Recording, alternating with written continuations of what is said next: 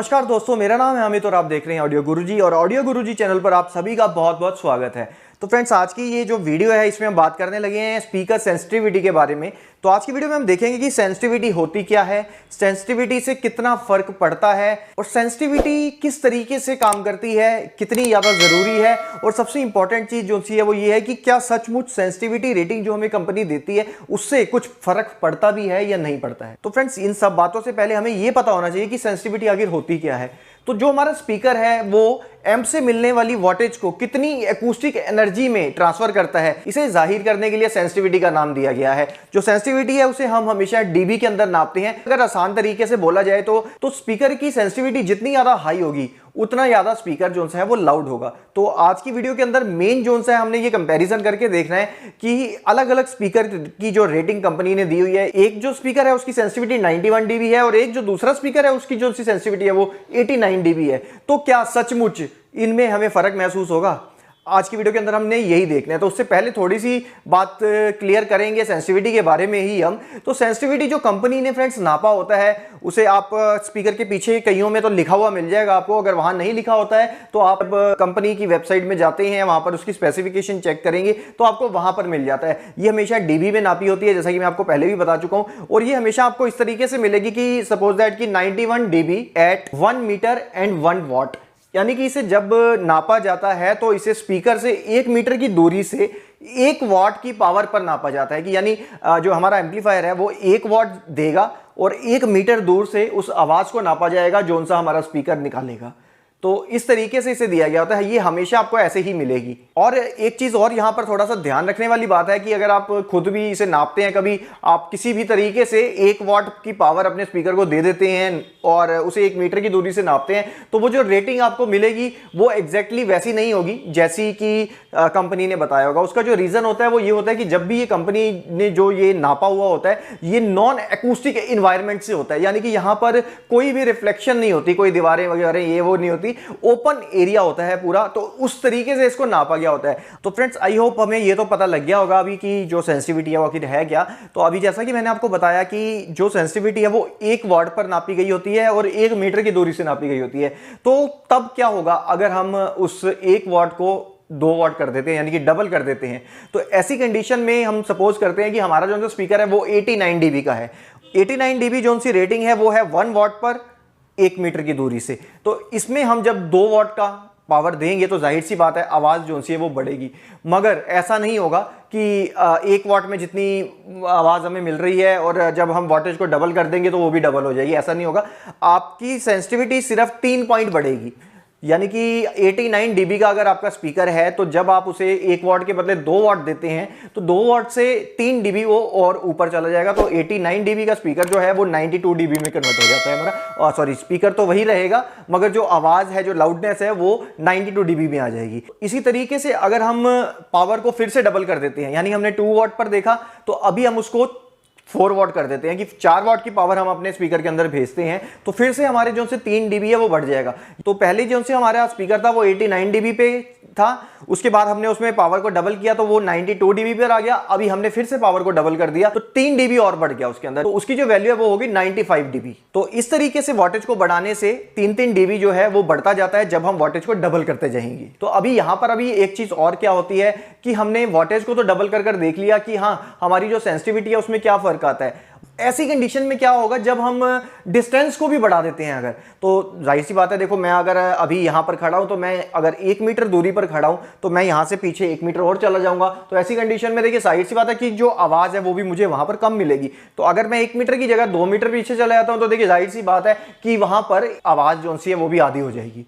तो अगर आप भी यही सोच रहे हैं तो बिल्कुल गलत सोच रहे हो, आवाज जो है वो आधी नहीं होगी। ऐसे में होगा ये कि जब भी आप अपने डिस्टेंस को डबल करेंगे तो 1 मीटर से 2 मीटर पर जाने पर हमारे जो 6 dB है वो लॉस हो जाता है। इस लॉस को एयर लॉस बोला जाता है।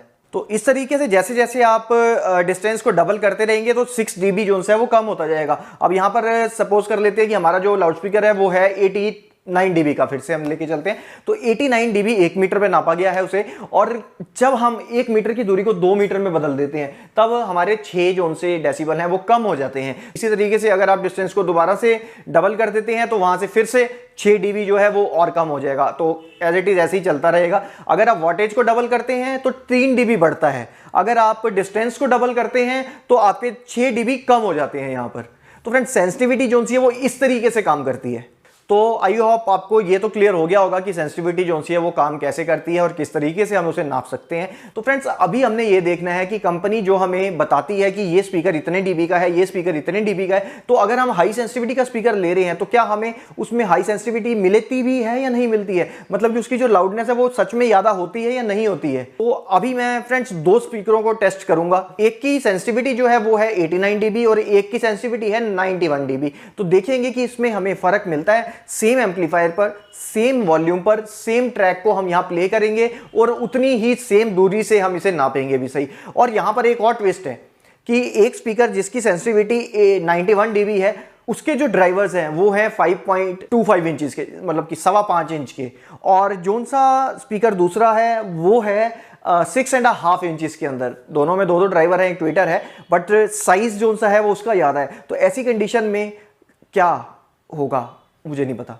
तो चलो देखेंगे अभी हम कि सच में ऐसा कोई फर्क पड़ता है या नहीं पड़ता है, क्योंकि ऐसे में अगर जो 91 dB वाला लाउड स्पीकर है उसकी जो सी SPL है यानी कि साउंड प्रेशर लेवल है वो ज़्यादा मिलना चाहिए हमें, चाहे उसके ड्राइवर छोटे हैं। तो चलिए देखते हैं पहले, क्योंकि मुझे भी नहीं पता, मैंने भी इन दोनों को कभी ऐसे कंपेयर करके कभी नहीं देखा आज तक, तो ये आपके साथ साथ मेरे लिए भी पहली बार ही है। तो चलिए देखते हैं कि क्या फ़र्क पड़ता है ऐसे में। तो फ्रेंड्स यहाँ पर पहले मैंने लगा दिया है PSB का स्पीकर, जिसका कि मॉडल नंबर है PSB Image 4T, और इसकी जो सेंसिटिविटी है वो है 91 dB। अब यहाँ पर आप देख सकते हैं कि सामने मैंने सिंगल स्पीकर लगाया है ताकि हमें प्रॉपरली पता लग सके सिंगल स्पीकर के से ही क्या फ़र्क मिल रहा है हमें। और जो इसके ड्राइवर हैं वो हैं 5.25 इंच के, यानी कि 5.25 इंचज़ में हैं।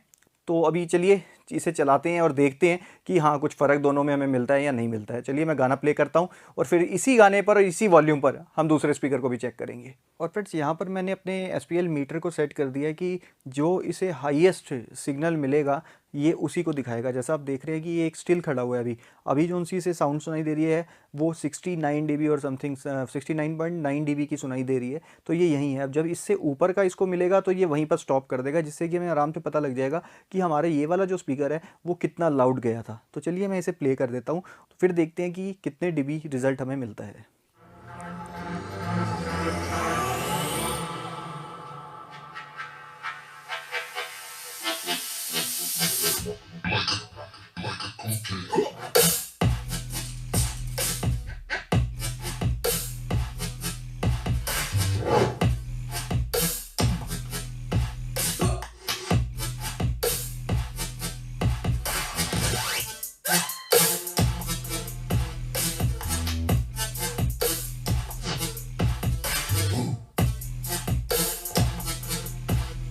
तो फ्रेंड्स इस स्पीकर में हमें जो हाईएस्ट वॉल्यूम मिला है वो है 87.5 dB का। चलिए अब दूसरे स्पीकर को भी लगाकर देखते हैं। तो फ्रेंड्स यहाँ पर मैंने अभी दूसरा स्पीकर लगा दिया है जो कि टेनॉय का रेवोल्यूशन सिग्नेचर DC60 है। ये एक 89 dB का स्पीकर है। ये जो ड्राइवर का साइज़ है वो है 6.5 इंचज़ के अंदर। तो हालांकि इसके ड्राइवर उस वाले से बड़े हैं मगर उसकी सेंसिटिविटी ज़्यादा है और इसकी सेंसिटिविटी कम है। तो चलिए same volume, same track, same दूरी से देखते हैं कि ये क्या आउटपुट हमें देता है।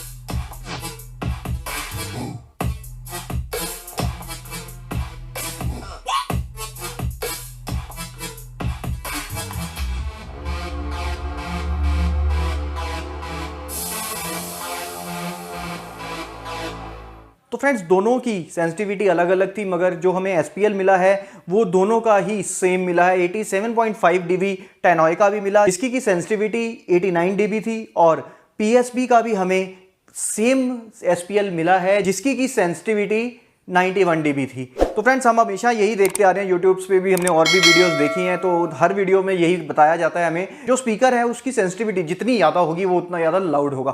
मगर अब यहाँ पर आकर ये वाला जो सा तथ्य है ये खारिज हो जाता है, तो यहाँ पर ये गलत हो गया। अब इसका क्या कारण है? जहाँ तक मुझे लगा है जो कारण है वो ये है कि ड्राइवर्स का जो साइज है वो भी मायने रखता है एक SPL को बढ़ाने के लिए। अगर एक स्पीकर की सेंसिटिविटी ज़्यादा है मगर उसके ड्राइवर्स का साइज छोटा है तो वो हमें कम आउटपुट देगा, जो SPL है वो भी हमें वहाँ पर कम मिलेगा। इसके ऑपोजिट अगर किसी भी स्पीकर की सेंसिटिविटी कम है मगर उसके ड्राइवर्स बड़े हैं तब भी वो ज़्यादा आउटपुट हमें देगा। ये चीज़ यहाँ पर हमें साबित हो चुकी है।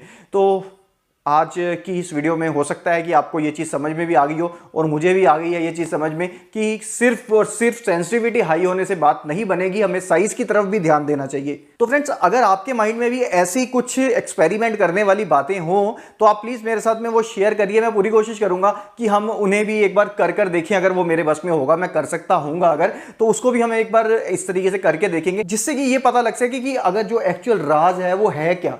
तो आपने काफ़ी सारी यूट्यूब्स आप देखते आ रहे होंगे, मैं भी देखता हूँ, आप भी देखते होंगे, बट कभी भी अभी तक एक भी YouTube पे मेरे को वीडियो ऐसी नहीं मिली जिसमें इस तरीके से कंपेयर करके बताया गया हो कि क्या फ़र्क आएगा। तो मेरा जो सा मेन उद्देश्य है इस चैनल का वो यही है कि कुछ नई नई चीज़ें हमें पता लगें, कुछ बातें मेरे से आपको पता लगें और आपसे मुझे पता लगे। तो इस तरीके के आपके माइंड के अंदर कोई भी अगर एक्सपेरिमेंट्स हैं तो प्लीज़ मेरे साथ में शेयर कीजिएगा। तो फ्रेंड्स ये वाली वीडियो तो होती है यहाँ पर समाप्त। तो फिर से मिलूंगा मैं आपसे किसी नई वीडियो के अंदर। वीडियो अगर आपको अच्छी लगी हो तो लाइक ज़रूर कीजिएगा और शेयर भी ज़रूर कीजिएगा अपने फ्रेंड्स के साथ, अपने जानकारों के साथ में। तो अभी तो जाने का टाइम हो गया है, और जाने से पहले हमेशा की तरह मैं आपसे सिर्फ एक ही बात कहूँगा कि आप स्वस्थ रहें और मस्त रहें। तो चलिए फिर मिलूंगा मैं आपसे किसी नई वीडियो के अंदर। अभी के लिए अलविदा चाहूँगा आपसे। जय हिंद दोस्तों।